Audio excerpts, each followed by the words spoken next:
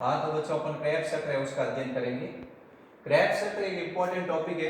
इसमें बहुत सारे छोटे छोटे सवाल बनते हैं जो नीट में भी आते हैं और दूसरे कंपटीशन 12th में भी आते हैं। इसमें से 20 से एक क्वेश्चन उठाया जाता है, उस क्वेश्चन को आपको क्या करना है, बिल्कुल एक्यूरेट राइट करना है। अब ये सवाल बहुत ही इंपॉर्टेंट क्वेश्चन बनेंगे, उन क्वेश्चन पे अपन को क्या करना, फोकस करना है। तो सबसे पहले अपन इसके क्या करते हैं, इंट्रोडक्शन देते हैं कि क्रेब्स चक्र है वो संपन्न कहाँ होता है। ये क्रिया माइटोकॉन्ड्रिया के मैट्रिक्स में संपन्न होती है। ये क्रिया कहाँ संपन्न होती है, माइटोकॉन्ड्रिया के मैट्रिक्स में संपन्न होती है। सबसे पहले विशेषता आप बताओगे, ये क्रिया माइटोकॉन्ड्रिया के मैट्रिक्स में संपन्न होती है। जो ये क्रेब्स चक्र है वो माइटोकॉन्ड्रिया के मैट्रिक्स के अंदर संपन्न होगा। फिर उसके बाद नेक्स्ट विशेषता आपको बतानी है, जो ये क्रेब्स चक्र है उसकी खोज हैंसन क्रेब नामक वैज्ञानिक ने की थी। एक वैज्ञानिक था जिसका नाम था हैंसन क्रेब, उस वैज्ञानिक ने इसकी खोज की थी। सर एच ए क्रेब भी कहते हैं इसको, सर हैंसन क्रेब के नाम से जानते हैं। अब ये जो क्रेब्स चक्र है इसमें ऑक्सीजन की आवश्यकता होती है, यानी बिना ऑक्सीजन के ये क्रिया कभी भी संपन्न नहीं हो सकती है। ऑक्सीजन की आवश्यकता इसमें होती है, ऑक्सीजन के बिना ये क्रिया कभी भी संपन्न नहीं होती है। अब क्रेब्स चक्र के दौरान अपन देखते हैं कि 24 एटीपी अणु का निर्माण होता है। कितने एटीपी? 24। अब 24 एटीपी अणु इसलिए बनते हैं, अगर मान लो 2 एसिटाइल को एंजाइम ए के अणु लेंगे, यदि हम 2 एसिटाइल को एंजाइम ए के अणु लेते हैं, यदि हम 2 एसिटाइल को एंजाइम ए के अणु लेते हैं तब तो बनेंगे 24 एटीपी, और अगर एक एसिटाइल को एंजाइम ए का अणु लेंगे तो बनेंगे आपके 12 एटीपी। तो आपको ध्यान रखना है क्वेश्चन कैसा पूछा गया है। फिर उसके बाद इसमें अंतिम उत्पाद, इस क्रेब्स चक्र में जो अंतिम उत्पाद होता है वो है CO2 और जल। क्रेब्स चक्र में अंतिम उत्पाद CO2 और जल होता है। ये भी एक क्वेश्चन आता है कि क्रेब्स चक्र का अंतिम उत्पाद क्या है, CO2 और जल है। पहले आपने बताया ये क्रिया माइटोकॉन्ड्रिया के मैट्रिक्स में संपन्न होती है। सर हैंसन क्रेब ने इसकी खोज की थी। इसमें ऑक्सीजन की आवश्यकता होती है, ये सबसे इंपॉर्टेंट क्वेश्चन है। इसके सारे एंजाइम माइटोकॉन्ड्रिया के मैट्रिक्स में होते हैं। अब अपन कहते हैं कि इसमें 24 एटीपी बनते हैं। अगर एसिटाइल को एंजाइम ए के 2 अणु लेंगे तब तो बनेंगे 24, और यदि एसिटाइल को एंजाइम ए का 1 अणु होगा तो बनेंगे 12 एटीपी। ये अपने को ध्यान रखना है। पहला छोटा सा क्वेश्चन ये बन गया। फिर उसके बाद मैं आपको बताऊंगा कहाँ कहाँ कितने एटीपी बनते हैं, आपको सब समझ में आ जाएगा। अब सवाल आता है क्रेब्स चक्र का अंतिम उत्पाद क्या है, CO2 और जल है। अब क्रेब्स चक्र के क्या अन्य नाम हैं? क्रेब्स चक्र को सिट्रिक अम्ल चक्र भी कहते हैं। क्रेब्स चक्र को सिट्रिक अम्ल चक्र भी कहते हैं। क्यों कहते हैं इसको सिट्रिक अम्ल चक्र? क्योंकि इसका कारण क्या है, इसका कारण आपको बताना है। इसको सिट्रिक अम्ल चक्र इसलिए कहते हैं क्योंकि प्रथम स्थायी उत्पाद सिट्रिक अम्ल बनता है। प्रथम स्थायी उत्पाद क्या बनेगा, सिट्रिक अम्ल बनता है।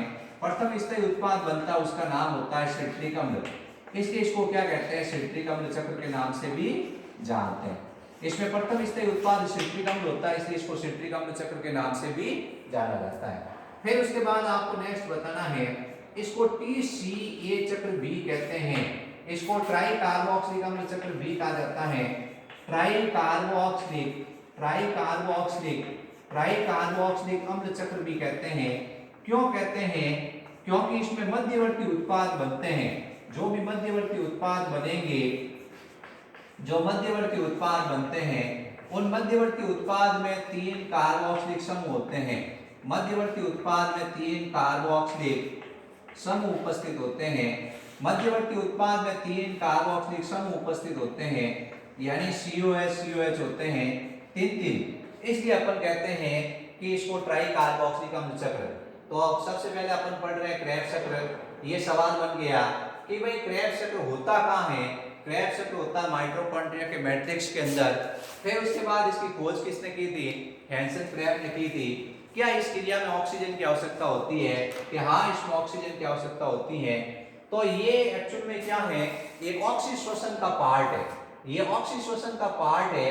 अब माइटोकॉन्ड्रिया को शक्तिगृह क्यों कहते हैं, क्रेब्स चक्र के कारण कहते हैं, क्योंकि ये क्रेब्स चक्र के दौरान ऊर्जा बनाता है। फिर हैंसन क्रेब ने इसकी खोज की थी, क्या इसमें ऑक्सीजन की आवश्यकता है, ये ऑक्सीश्वसन का पार्ट है। अब अपन कहते हैं इसमें 24 एटीपी, ये एटीपी वाला कंसेप्ट में आपके वीडियो में आगे जैसे जैसे अपन वीडियो में बढ़ते जाएंगे वैसे वैसे ये क्लियर होता जाएगा। फिर इसमें अंतिम उत्पाद CO2 और जल बनता है। अब इसके कुछ नाम है, कई बार क्रैब्स चक्र के आगे लिखा होता है CA, कई बार क्रैब्स चक्र के आगे लिखा होता है TCA। तो ये TCA CA क्या है? ये CA का मतलब है सिट्रिक अम्ल, इसका दूसरा नाम है सिट्रिक अम्ल। क्यों कहते हैं? क्योंकि इसमें प्रथम स्तरीय उत्पाद सिट्रिक अम्ल बनता है। जो फर्स्ट स्टेबल कंपाउंड बनेगा वो सिट्रिक अम्ल होगा, इसलिए अपन कहते हैं सिट्रिक अम्ल। इसको TCA क्यों कहते हैं? क्योंकि इसमें प्रथम स्तरीय उत्पाद ट्राइकार्बोक्स, इसमें मध्यवर्ती उत्पाद ट्राइकार्बोक्सिलिक अम्ल वाले बनते हैं। ऐसे बनते हैं जिनमें 3-3 कार्बोक्सिलिक समूह होते हैं, इसलिए इसको ये अपन TCA चक्र के नाम से भी जानते हैं। अब क्रेब्स चक्र में अपने क्या क्या उत्पाद बनते हैं, क्या क्या कौन से यौगिक बनते हैं, उसके लिए मैंने एक तरीका बना रखा बच्चों, अपने को ध्यान रखना है। तरीका है OA चलते चलते सबसे सुंदर फ्रेंड मेरा।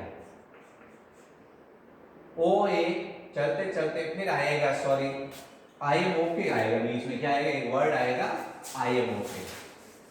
तो अपन इसको वापस लिखते हैं, आप ध्यान से देखो। OA चलते चलते IMOK सबसे सुंदर फ्रेंड मेरा। ये 11 नाम आपको कंटिन्यूस याद रखने हैं। 1 2 3 4 5 6 7 8 9 10 और 11, ये इसी सीक्वेंस में बनते हैं। इससे ये बनेगा, इससे ये बनेगा, इससे ये बनेगा, ऐसे कंटिन्यूस बनेंगे। तो आपको अगर याद रखना है तो आपको तरीका है OA चलते चलते IMOK सबसे सुंदर फ्रेंड मेरा। अपन लिखेंगे OA फिर लिखेंगे चलते चलते IOK सबसे सुंदर फ्रेंड मेरा, सबसे सुंदर फ्रेंड मेरा। अब ये नाम आपको याद करने हैं, ये नाम आपको याद करने पड़ेंगे। तो अपन सबसे पहले O का मतलब है ऑक्सेलो एसिटिक एसिड, O का मतलब है ऑक्सेलो एसिटिक एसिड। A का मतलब है एसिटाइल कोएंजाइम A। C का मतलब है सिट्रिक अम्ल, सिट्रिक एसिड। इस C का मतलब है सिस aconitic acid, cis aconitic acid. इस I का मतलब है आइसोसिट्रिक एसिड, आइसोसिट्रिक एसिड। इस O का मतलब है ऑक्सेलो सक्सेनिक एसिड, सक्सेनिक एसिड। इस K का मतलब है अल्फा कीटो ग्लूटारिक एसिड। इस S का मतलब है सक्सिनाइल कोएंजाइम A। इस S का मतलब है सक्सिनिक एसिड। F का मतलब है फ्यूमेरिक एसिड।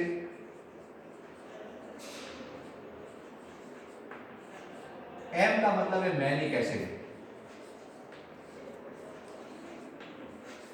तो ये आपको नाम याद रखने हैं। Oxaloacetic acid, acetyl coenzyme A, citric acid, cis aconitic acid, isocitric acid, oxalosuccinic acid, alpha ketoglutaric acid, succinyl coenzyme A, succinic acid, fumaric acid, malic acid. ये बनेंगे इसी सीक्वेंस में। OA चलते चलते IMOK सबसे सुंदर friend है। ये आपको सीक्वेंस याद रखना है। अब अपन क्या इनके नाम देख रहे हैं। O का मतलब होता है ऑक्सेलो एसिटिक एसिड, ऑक्सेलो एसिटिक एसिड। बच्चों आप ये नाम याद कर लेना साथ साथ में, और याद करके मेरे को सुनाना। Acetyl coenzyme A, acetyl coenzyme A। C का मतलब सिट्रिक एसिड, सिट्रिक अम्ल। इस C का मतलब है सिस एकोनिटिक अम्ल, सिस एको नीतिक अम्ल। इस आई का मतलब आइसोसिट्रिक अम्ल, आइसोसिट्रिक अम्ल। इसका है ऑक्जेलो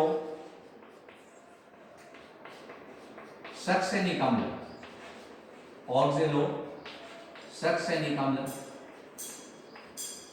इसका मतलब है अल्फा कीटो ग्लूटारिक अम्ल, ग्लूटारिक अम्ल। इसका मतलब है सक्सिनाइल कोएंजाइम ए, एस का मतलब सक्सिनाइल कोएंजाइम ए।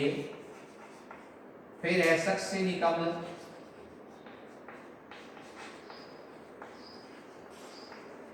फिर है फ्यूमेरिक अम्ल और फिर है मैलिक अम्ल, मैलिक अम्ल।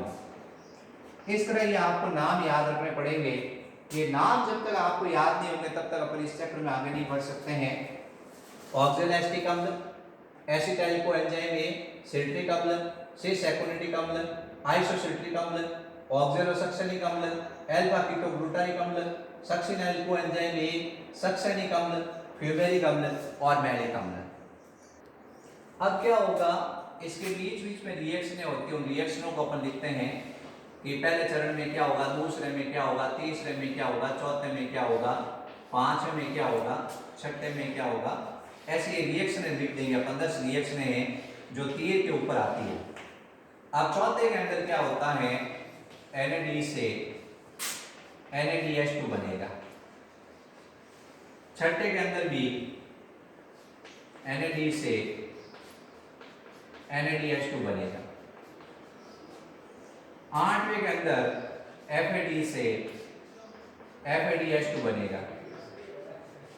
10वें के अंदर NAD से, हाँ तो NAD से NADH2 चौथे स्टेप में बनेगा। छठे में भी NAD से NADH2 बनेगा। 8वें में FAD से FADH2 बनेगा।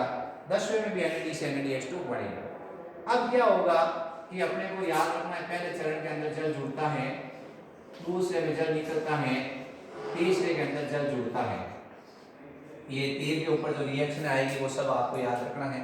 जल जुड़ता है, जल निकलता है, जल जुड़ता है, फिर NAD से NADH2 बनता है। अब अपन कहते हैं कि यहाँ पे NAD से NADH2 बना है। अब चौथे स्टेप के अंदर क्या होगा, अपन देखेंगे CO2 बाहर निकलेगी। ठीक है, पांचवें स्टेप के अंदर भी क्या होगा, CO2 बाहर निकलेगी। यानी यहाँ पे अपन देखेंगे CO2 बाहर निकल रही है। तो इस तरह से एक बार हाँ, तो चौथे चरण के अंदर क्या हुआ, NAD से NADH2 बना है। पांचवें के अंदर कार्बन डाइऑक्साइड बाहर निकली है, छठे में भी कार्बन डाइऑक्साइड बाहर निकली है, लेकिन छठे में कोएंजाइम ये जुड़ेगा और सातवें एंजाइम के अंदर, सातवें स्टेप के अंदर GDP प्लस IP क्रिया करेगा और GTP बनेगा। इसमें कोएंजाइम ये बाहर निकल जाएगा। ठीक है, तो अपने ये नमा स्टेप इसमें जल जुड़ेगा।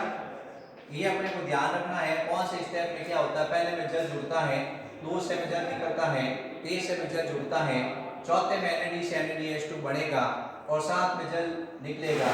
पांचवें के अंदर कार्बन डाइऑक्साइड निकलेगी, छठे में भी कार्बन डाइऑक्साइड निकलेगी। पांचवें और छठे दोनों स्टेप के अंदर लगातार कार्बन डाइऑक्साइड निकलती है। छठे ये जो सम संख्या है, चौथा, छठा, आठवां और 10वां, इनके अंदर आपको थोड़ा ध्यान रखना है। NAD से NADH2 बना है, NAD से NADH2 बना है और FAD से FADH2 बना है, NAD से NADH2 बना है। अपने को ये चीज ध्यान रखनी है बच्चों कि ये एक NADH2 होता है वो 3 ATP के बराबर होता है। एक NADH2 3 ATP के बराबर होता है। तो यहाँ पे दो अणु आएंगे काम सब जगह, इसलिए यहाँ पर 6 ATP यहाँ बनेंगे, फिर यहाँ पे भी 6 ATP बनेंगे और ये एक GTP है वो 1 ATP के बराबर है। तो यहाँ पर 2 ATP बनेंगे। एक FADH2 होता है वो 2 ATP के बराबर होता है, तो 4 ATP बनेंगे। एक NADH2 है वो 3 ATP के बराबर है, तो यहाँ 6 ATP बनेंगे। तो इस क्रिया में टोटल 24 ATP का उत्पादन होगा। 6 6 6 18 और 6 24। ये अपने को स्टेप याद रखने हैं, कौन से स्टेप के अंदर क्या हुआ है। पहले में जल जुड़ा, दूसरे में जल निकला, तीसरे में जल जुड़ा, चौथे में Na से NaDH2 बना, पांचवे में B कार्बोक्सीकरण हुआ, छठे में B कार्बोक्सीकरण हुआ और ऑक्सीकरण दोनों हुआ, Na से NaDH2 भी बना और कार्बन डाइऑक्साइड भी बाहर निकली है। सातवें स्टेप के अंदर जीडीपी का पूरा नाम होता है गुआनोसिन डाइफॉस्फेट, वो इनऑर्गेनिक फास्फेट के साथ क्रिया करता है और जीटीपी गुआनोसिन ट्राइफॉस्फेट बनाता है। ये जो जीटीपी है वो एटीपी के बराबर होता है। फिर एफएडी से एफएडीएच2, फिर जल निकलेगा, फिर जल जुड़ेगा सॉरी और एनएडी से एनएडीएच2 बनेगा। तो इस क्रिया में आप देखोगे 24 एटीपी बनेंगे। कब बनेंगे? जब दो अणु काम आएंगे। अगर एक अणु काम आएगा तो यहाँ टोटल कितनी आ जाएगी? 12 एटीपी आ जाएगी। ठीक है, ये अपने को थोड़ा ध्यान रखना है। अब अपन क्रेब्स चक्र में देखो एक सीक्वेंस से बनाएंगे। सबसे पहले लिखेंगे OA, फिर लिखेंगे चलते चलते, फिर लिखेंगे IOK, फिर लिखेंगे सबसे सुंदर फ्रेंड मेरा। ये इस तरह से आपको क्या है सीक्वेंस में लिखना है। ये हो गया क्रेब्स चक्र, क्रेब्स चक्र। ठीक है, अब अपने को ध्यान क्या रखना, सबसे पहले इनके पूरे नाम याद आना चाहिए। O का मतलब होता है ऑक्जेलो एसिटिक एसिड। ऑक्जेलो एसिटिक एसिड है, उसमें होते हैं 4 कार्बन। ऑक्जेलो एसिटिक एसिड में 4 कार्बन होते हैं। इसके साथ क्रिया करता है एसिटाइल कोएंजाइम A। ये एसिटाइल कोएंजाइम A में 2 कार्बन होते हैं, 4 और 2 6 कार्बन वाला पहला स्थायी उत्पाद बनता है सिट्रिक एसिड। सिट्रिक एसिड पहला स्थायी उत्पाद बना है जिसमें 6 कार्बन है। तो अपन कह रहे हैं ऑक्जेलो एसिटिक एसिड में 4 कार्बन है, इसके साथ ये एसिटाइल कोएंजाइम A क्रिया करता है जिसमें 2 कार्बन होते हैं, 4 और 2 6 कार्बन वाला बनता है सिट्रिक अम्ल। यहाँ पे जो एंजाइम काम आएगा उसका नाम होगा सिट्रिक सिंथेटेज। सिट्रिक सिंथेटेज, ये अपने को ध्यान रखना है। फिर इसके बाद इस क्रिया में मैंने बताया था क्या होगा, जल जुड़ेगा, जल जुड़ेगा। अब क्या होगा, इसमें से जल निकलेगा और ये सिस एकोनिटिक एसिड में बदल जाएगा। सिस एकोनिटिक एसिड के अंदर ये बदल जाएगा। ये सिस एकोनिटिक एसिड में बदल गया है तो citric acid cis aconitic acid बदला है, इसमें से जल निकला है।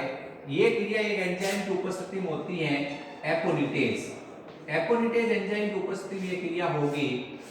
इस क्रिया में एकोनिटेज एंजाइम को सक्रिय होने के लिए लौह धातु की आवश्यकता होती है, ध्यान रखना।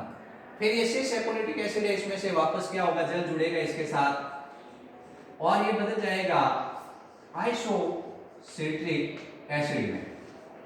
इस क्रिया में क्या होगा, जल आप देखोगे जुड़ रहा है। क्या हो रहा है, जल जुड़ रहा है। तो इस तरह ये आइसोसिट्रिक एसिड बन गया। अब आइसोसिट्रिक एसिड है वो बदल जाएगा ऑक्जेलो सक्सेनिक एसिड में। यहाँ पे NAD से क्या बनेगा, NADH2 बनेगा। NAD से NADH2 बनेगा, यानी यहाँ पर ऑक्सीकरण क्रिया हुई है। यहाँ पर ऑक्सीकरण क्रिया हुई है। यहाँ मैग्नीज धातु भी लिखा होता है कुछ बुक्स के अंदर, इसमें मैग्नीज धातु चाहिए। और यहाँ पे भी एकोनिटेज एंजाइम की आवश्यकता होती है। यहाँ पे कौन सा एंजाइम चाहिए, एकोनिटेज। यहाँ पे अपन कहते हैं आइसोसिट्रिक डीहाइड्रोजिनेज। जो एंजाइम है वो है डीहाइड्रोजिनेज, डीहाइड्रोजिनेज। फिर ये ऑक्जेलो सक्सेनिक एसिड है वो बदल जाएगा अल्फा कीटो ग्लूटारिक एसिड में, अल्फा कीटो ग्लूटारिक एसिड में। यहां पे क्या होगा, ये 6 कार्बन वाला अणु है। यहां से ये कार्बन डाइऑक्साइड बाहर निकलेगी, यहां से ये कार्बन डाइऑक्साइड बाहर निकलेगी।